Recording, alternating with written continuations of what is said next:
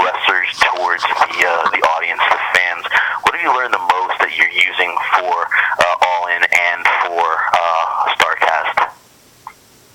Well, I mean, the approach and the attitude of a booker, promoter, performer, competitor, however you want to put it, towards the audience is still a little bit gripped in the concrete of old a little bit. There was this whole thought process of we know what they want more than they know what they want. And to some extent, it's still your narrative, and it's still yours to put out there for them to enjoy, and you hope you judge their sensibilities correctly. But what I've learned, especially since I paired up and hooked myself up to the Bullet Club, which has been so beneficial to me, what I've learned is that you cannot force anything on the fans. This is the era of absolute gag reflex. They will push it back. They are not interested in things being forced on them, and that makes this playing field a lot more even for different wrestlers, managers, different promotions, everything. Because everybody gets to go out there, play their music, and maybe it's not the reaction folks intended, but it gives you the opportunity. It's a whole different ball game, and it's made me much more open-minded. I'd love to go into everything with the skill set that I got from Dusty Rhodes as far as a booking standpoint, even though this is the first time I've ever done it. But I know that's how important Matt and Nick are to me. They got a whole different mindset, and we butt heads. We've had arguments. We've had heated discussions about this single show, but they're all valuable.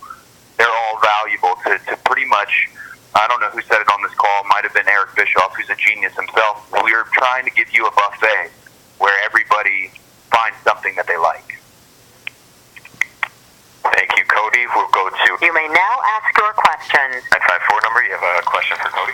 Yeah, thank you, Cody. It's Jim Barcelone at Miami Herald. Just curious, what made you all decide this time of year to do the event? Were you thinking of any other times? And also now, I know you haven't had the event yet, but just selling out like it did and Starrcast coming up, what does the future hold for All In and doing another one in the future? Well, Muted.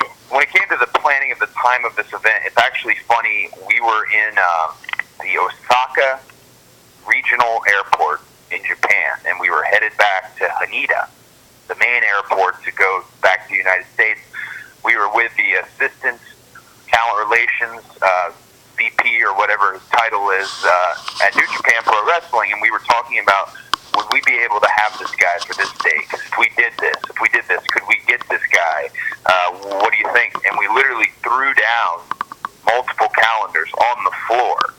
And this is us all in the airport staring at a Ring of Honor calendar, staring at a New Japan Pro Wrestling calendar, staring at a very inaccurate Impact calendar. I mean, even a CMLL calendar, every calendar we could come up with, because we had access to them, and it just happened to be this one Saturday.